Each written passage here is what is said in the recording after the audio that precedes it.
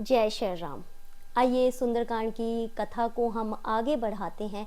पिछले प्रसंग से मैं इस कथा में आपको जोड़ती हूँ। किसी कारणवश जो है इस कथा में विराम लग चुका था, लेकिन अब नियमित रूप से सुंदरकांड की कथा हम पुनः जारी रखेंगे और भगवान की कृपा से इसे पूर्ण करने की भी कोशिश करेंगे।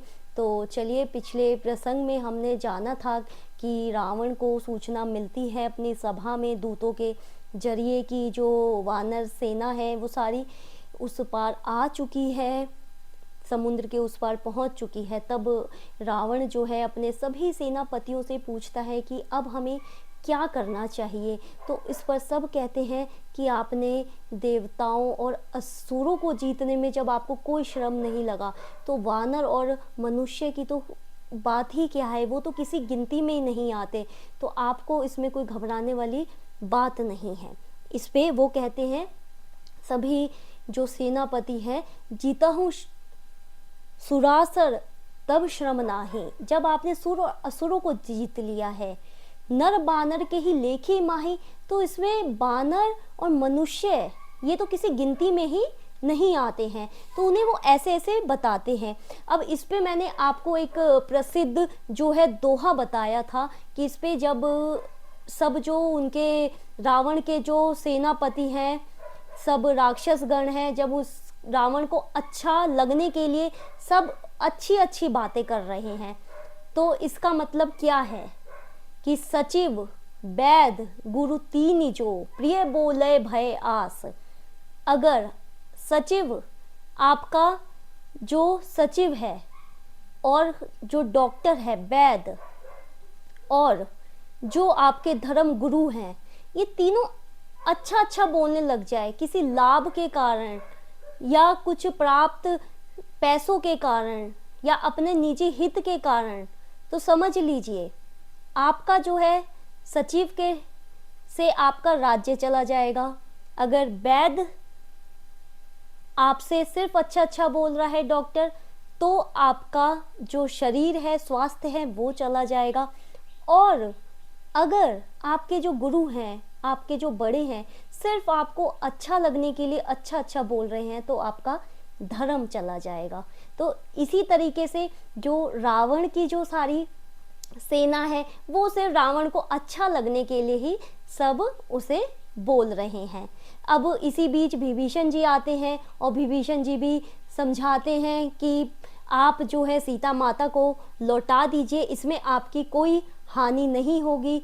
वो वेदों पुराणों के अनुरूप सारी बातें बताते हैं, सारा नीति देते हैं, सारा ज्ञान बताते हैं। और उस पर बोलते हैं, एक जगत प्रसिद्ध यहाँ पे चौपाई भी है जो कि विभीषण जी द्वारा समझाई भी जाती है। सुमति कुमति सब के उर रही, नाथ पुराण निगमस कहीं।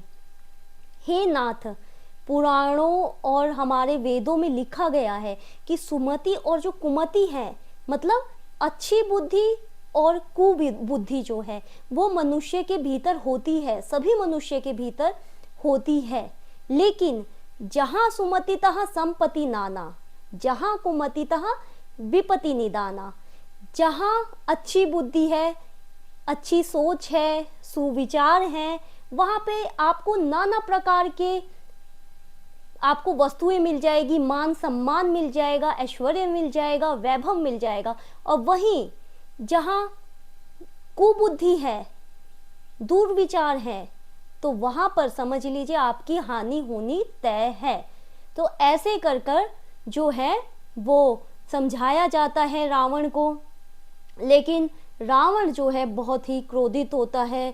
वो कहता है कि तू जिसकी थाली में खा रहा है, तू उसी में छेद कर रहा है, तू जिसके जियाए जी रहा है, तू यहाँ का नमक खा रहा है, लेकिन हमारी शत्रुओं की तू बखान कर रहा है, उन तपस्वियों का बखान कर रहा है।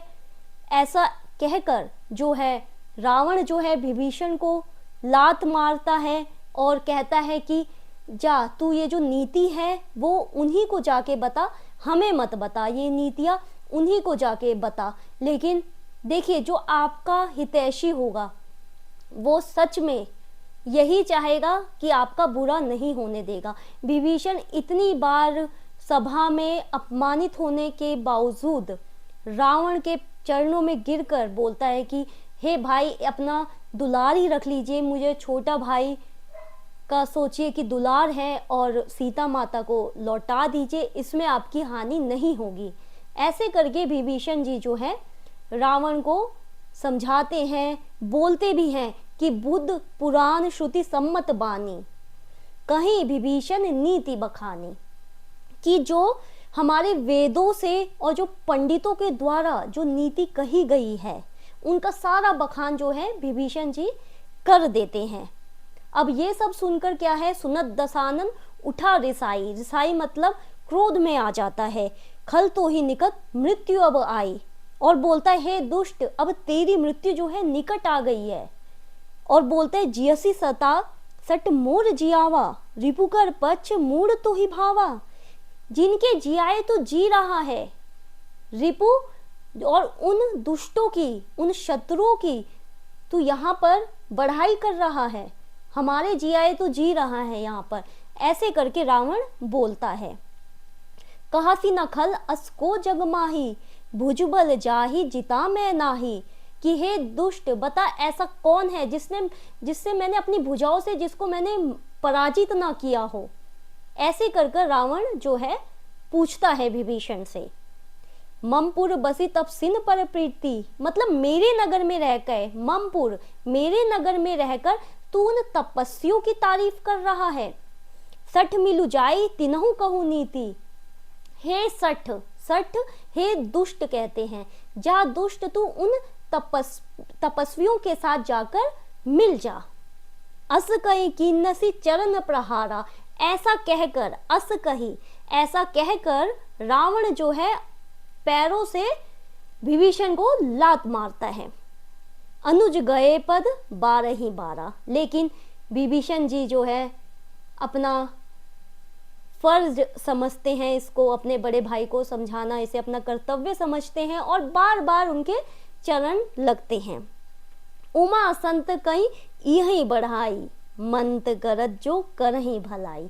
अब यहाँ पर अगर रामचरितमानस आप पढ़ेंगे तो आपको जगह जगह ऐसा प्रतीत होगा और ऐसा लगेगा कि हाँ, जो कथा है शिव जी जो है पार्वती जी को सुना रहे हैं। तो यहाँ पे जो उमा है वो पार्वती जी को कहा गया है। यहाँ पर कहते हैं कि उमा संत कहीं यही बढ़ाई। शिव जी कहते हैं कि हे उमा, एक संत की इसी में ही महिमा है कि बुराई करने वाले की भी वो भला ही करते हैं। जैसे विभीषण जी बार बार अपमानित हो रहे हैं, लेकिन वो तब भी चाहते हैं कि रावण का भला हो जाए। तुम पितु सरिस भले ही मोहि मारा, राम भजे हित नाथ तुम्हारा। अब यहाँ पर कहते हैं कि आप मेरे पिता के समान हैं। विभीषण कहते हैं कि आप मेरे पिता के समान हैं, आप चाहे मुझे मार लीजिए, डांट लीजिए, लेकिन एक बात तो सत्य है कि राम जी के भजन के सिवा आपका कोई भला कर ही नहीं सकता है। सचिव संग ले नभ पद गया हूँ। अब ऐसा कहकर विभीषण जी जो है अपने सचिवों के साथ आसमान से, आकाश मार्ग से चलते हैं। सभय सुनई कहत अस बहऊं, आकाश मार्ग से चलते हुए पूरी सभा को सुनाकर ऐसा कहने लगते हैं। और क्या बोलते हैं? रामु सत्संकल्प प्रभु, राम जी जो है सत्य है, संकल्प है, वो भगवान है। सभा काल बस तोर, तुम्हारी ये जो सभा है वो काल के वश में है। मैं रघुबीर शरण अब, जाओ दे ही जनु खोर। अब मैं श्री राम जी की शरण में जा रहा हूँ, भविष्य में मुझे इसका दोष मत देना। मैंने अपने आखिरी इंतहा तक तुम्हें समझाया हे रावण, लेकिन भविष्य में मुझे खोटा मत कहना। मैं अब प्रभु श्री राम जी के शरण में जा रहा हूँ। ऐसा कहकर विभीषण जी जो है आकाश मार्ग से चल पड़ते हैं। और आगे क्या होती है कथा में? साधु वज्ञा तुरत भवानी।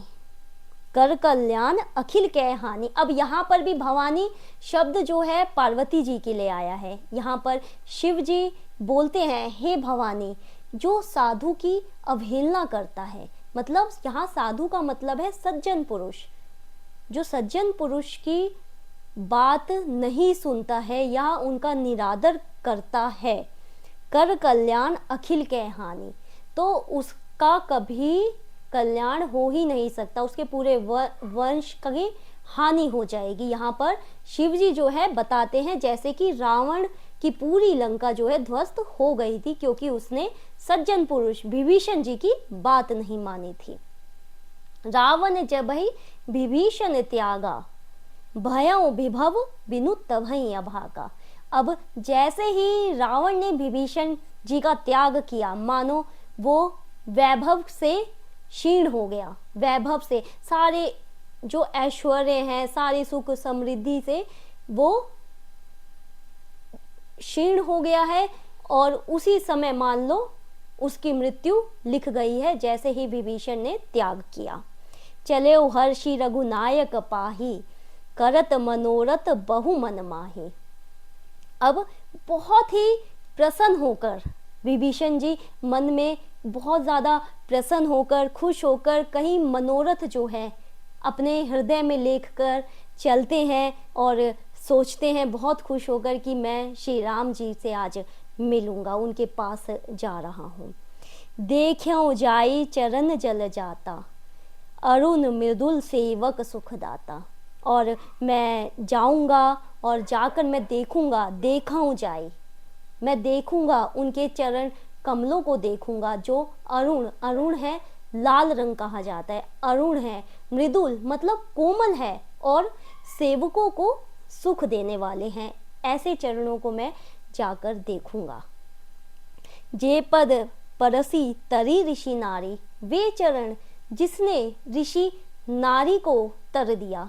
ऋषि नारी यहाँ पर कहा गया है जो गौतम ऋषि की जो पत्नी है अहिल्या, उन चरणों ने जो ऋषि नारी को तरा, अहिल्या को तरा, उन चरणों को मैं आज जाकर देखूंगा। विभीषण जी ऐसा सोचते हुए, विचार करते हुए आकाश मार्ग से चलते जा रहे हैं। दंडक कानन पावनकारी। अब जब श्री राम जी जो है मध्य भारत से होते हुए वन में गुजरते हैं, दंडकारण्य वन से जाते हैं, तो वो जो चरण हैं जो दंडकारण्य वन को पवित्र किए गए हैं, उन चरणों को मैं जाकर देखूंगा। विभीषण जी ऐसा सोचते हैं। जे पद जनक सुता उर लाए, वे चरण जिन्हें जनक मतलब माता सीता अपने हृदय में धारण करती हैं, उन चरणों को जाकर मैं देखूंगा। कपट कुरंग संग धर लाए, कपट कुरंग संग धर धाए। जो कपट कुरंग अर्थात जो माया का मृग है, वो चरण जो सोने के मृग के पीछे दौड़े थे, उन चरणों को जाकर मैं देखूंगा। यहाँ पर कुरंग है, कुरंग को कहा गया है हिरण, कपट जिसने छल से हिरण बना था, और वे चरण जो उनके पीछे दौड़े थे, राम जी के चरण, उन चरणों को मैं जाकर देखूंगा। हर उर सर सरोज पद जेई। अब यहाँ पर हर किसे कहा गया? यहाँ पर शिव जी को कहा गया है। हर उर सर, वे चरण जो शिव जी ने हृदय में धारण किए हैं अपने सरोवर रूपी कमल के समान, उन चरणों को जिन्हों शिव जी ने विराजमान किया है अपने हृदय में। यहाँ पे जो शिव जी का हृदय है उसे सरोवर कहा गया है, और प्रभु श्री राम जी के चरणों को कमल के समान माना गया है, जिसे शिव जी ने साक्षात अपने हृदय में धारण किया हुआ है। उन चरणों को मैं जाकर देखूंगा। विभीषण जी ऐसा सोचते हुए चल रहे हैं। अहो भाग्य में देखिए होते ही, ये मेरे अहो भाग्य हैं जो मैं उन चरणों को जाकर देखूंगा जो साक्षात शिव जी ने अपने सरोवर रूपी हृदय में कमल के समान जो चरण हैं उन्हें विराजमान किया है। अब यहाँ पे दोहा है, जिन पायन के पाद कहीं भरते रहे मन लाए। जिन चरणों की पादुका में, जिन चरणों की पादुका में भरत ने अपना मन लगा रखा है, अर्थात राम जी के जो चरण के हैं, उनकी जो पादुकाएं हैं, उसमें भरत ने अपना मन लगा रखा है, उन चरणों को मैं जाकर देखूंगा। ते पद आज बिलो कहीं इन नयनी अब जाए। अब आज मैं साक्षात अपने इन आंखों से, विभीषण जी सोचते, इन आंखों से मैं देखूंगा। देखिए विभीषण जी जो है आकाश मार्ग से ऐसा सोचते हुए चले जा रहे हैं कि मैं ऐसे चरण जो लाल हैं, कोमल हैं और सेवकों को सुख देने वाले हैं, ऐसे चरणों को मैं जाकर देखूंगा। जिसने ऋषि नारी को तर दिया, अहिल्या, ऐसे चरण को जाकर देखूंगा। जिसने दंडकारण्य वन को पवित्र करा है, जिन चरणों में, ऐसे चरणों को मैं देखूंगा। और जो सीता माता अपने हृदय में धारण करती हैं वो चरण, ऐसे चरण को मैं जाकर देखूंगा। जो कपट के मृग, अर्थात जो माया का मृग है, सोने के मृग के पीछे जो चरण चले थे, ऐसे चरणों को मैं जाकर देखूंगा। जो शिव जी ने अपने हृदय में धारण किया है सरोवर, जो उनके हृदय रूपी जो सरोवर है और कमल रूपी जो चरण है श्री राम जी के, उसमें धारण कर रखा है, ऐसे चरण में जाकर आज साक्षात देखूंगा, दर्शन करूंगा। यही विधि उतरे सप्रेम विचारा। अब यही विधि, इसी प्रकार से विचार करते हुए प्रसन्न मन से खुश होकर जो विभीषण जी है, आय हूँ सब्दी सिंधु ही पारा, बहुत ही जल्द इस पार पहुंच जाते हैं, ऐसा विचार करते करते। कपहि विभीषणु आवत देखा। अब यहाँ पर जो है सैनिकों ने, वानरों ने जो है विभीषण जी को आते हुए देखा। जाना कोई रूपु दूत विशेषा। अब यहाँ पर उन्हें लगा, अब देखिए सेना का तो लगेगा ही, सेना का कार्य है, कर्तव्य है कि शत्रु पक्ष से कोई आ रहा है तो उन्हें वो भी शत्रु ही प्रतीत होगा। जाना कोई रूपु दूत विशेषा। और वो सोचते हैं कि जरूर ये कोई शत्रु का विशेष दूत आ रहा है। सेना जो है, ये जो राम जी की सेना है, वानर हैं, वो सब यही सोचते हैं विभीषण जी को देखकर। अब आगे क्या होता है, ताहि राखी कपीस पही आए। अब ये सब देखकर सब लोग जो है, कपीस यहाँ पे कहा गया है जो हमारे स्वामी हैं, किसके, वानरों के जो स्वामी हैं सुग्रीव, उनके पास जाते हैं और सारी बात बताते हैं। समाचार सब ताहि सुनाए, सारा समाचार बताते हैं। अब आगे क्या होता है, कहा सुग्रीव सुनहु रघुराई। अब ये सब चीजें जो हैं, ये सब जब विभीषण जी आए हैं, ये सुग्रीव जो है ये सब उन्हें बताते हैं, अपने श्री राम जी को बताते हैं जाकर। आवा मिलन दशानन भाई, कि दशानन रावण का भाई जो है मिलने आया है आपसे, ऐसा सुग्रीव जी जो है जाते हैं, राम जी को खबर पहुंचाते हैं। कहा प्रभु सखा बूझे ही कहा। अब यहाँ पर राम जी कहते हैं, हे सखा, अब तुम ही बताओ हमें क्या करना चाहिए। कहीं कपीस सुनहु नर नाहा। तो अब सुग्रीव जी कहते हैं कि हे राजा, मनुष्य के राजा, नर नाहा बोले तो मनुष्य के राजा श्री राम जी, जिन्होंने जो पृथ्वी के स्वामी हैं, हे मनुष्य के राजा, मेरी अगर आप मेरे से अगर परामर्श ले रहे हैं तो मैं यही कहूँगा, जानी न जाई निशाचर माया, कि जो निशाचर की जो माया है हम उसको कभी नहीं जान सकते। काम रूप ते ही कारण आया। काम रूप बोल अर्थात कि जो अपने इच्छा के अनुसार वेश धारण कर लेते हैं, ये राक्षस जो अपनी इच्छा के अनुसार वेश धारण कर लेते हैं, ये किस कार्य से यहाँ पर आया होगा। ऐसे सुग्रीव जी बोलते हैं कि निशाचरों की माया प्रभु हम नहीं जान सकते, ये कोई विशेष कार्य से ही आया है, अपना वेश धारण करके, काम रूप। भेद हमार ले न सठ आवा, जरूर ये हमारा भेद लेने आया होगा, ऐसे जो है सुग्रीव जी बोलते हैं। राखें बांधी मोह यस भावा। मुझे ऐसा प्रतीत होता है कि मुझे यही सही लगता है कि हमें इसे बंदी बना लेना चाहिए, मतलब मुझे यही, मेरे हृदय को यही भा रहा है, सुग्रीव ऐसा कहते हैं। फिर आगे क्या होता है, सखा नीति तुम नीकी बिचारी। अब श्री राम जी कहते हैं कि हे सखा, तुमने नीति की बात कही है, तुमने सही बात कही है, क्योंकि ये तुम्हारा कर्तव्य है कि शत्रु पक्ष से कोई आया है तो तुमने अपनी तरफ से नीति की बात बताई। परंतु मम पन शरणागत भयहारी, लेकिन श्री राम जी कहते हैं ये मेरा प्रण है, जो मेरी शरण में आएगा उसका भय, उसका डर मैं दूर करूँगा। इसे कहते हैं शरणागत वत्सलता, कि प्रभु श्री राम जी कहते हैं कि मेरी शरण में आया हुआ प्रत्येक मनुष्य का जो भय है, उसका जो डर है, मैं सब कुछ धारण कर लूँगा, मेरा कर्तव्य है ये, श्री राम जी कहते हैं। देखिए श्री राम जी जो है कहते हैं ना, जो हमारे अंदर जो शरणागत वत्सलता वास करती है, वो प्रभु श्री राम जी से सीखने को मिलती है कि शत्रु का जो भाई है उसको भी वो कहते हैं कि नहीं, वो मेरा शरणागति है, उसकी रक्षा करना मेरा परम कर्तव्य है। सुनु प्रभु वचन हर्ष हनुमाना। अब श्री राम जी के ऐसे वचन सुनकर हनुमान जी जैसे सुनते हैं कि श्री राम जी ने शरणागत वत्सलता भाव है, तो बेहद प्रसन्न होते हैं हनुमान जी श्री राम जी की ये बात सुनकर। शरणागत वत्सल भगवाना, की शरण में आए हुए, अर्थात जैसे एक पिता जो है पुत्र को लाड़ करता है, उसी तरीके से श्री राम जी जो है एक पिता के समान जो उनके शरण में आए हुए विभीषण जी को लाड़ प्यार से कहते हैं कि ये मेरी शरण में आया हुआ है। तो हनुमान जी यही जानकर खुश होते हैं कि मेरे प्रभु राम जी का जो हृदय है कितना उदार है। ऐसे सुनकर हनुमान जी का हृदय बेहद ही प्रसन्न होता है। शरणागत कहूँ जे तजहि।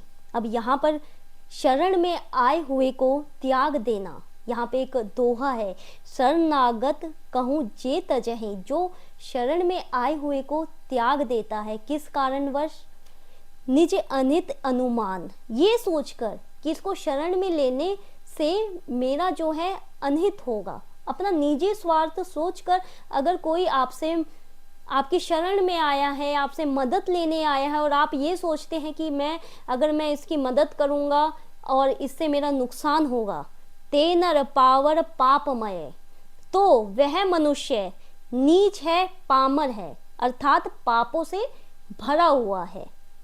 तिनहि बिलोकत हान, उनको देखने मात्र से ही हानि होती है। ये आप इस दोहे को जो है अपने जीवन में उतार सकते हैं। इसमें कहा गया है शरणागत, जो भी आपकी शरण में आता है, अगर आप उसका त्याग कर देते हैं अपने निजी स्वार्थ के लिए, तो समझ जाइए उस मनुष्य को देखने मात्र से भी हानि होती है। और भगवान जी जो है, भगवान जी की ये सब बातें सुनकर साफ प्रतीत होता है कि विभीषण जी को उन्होंने अपनी शरण में रख लिया है। तब आइए अब अगला जो प्रसंग है हम अगले सत्र में जानेंगे। तब तक के लिए जय श्री राम।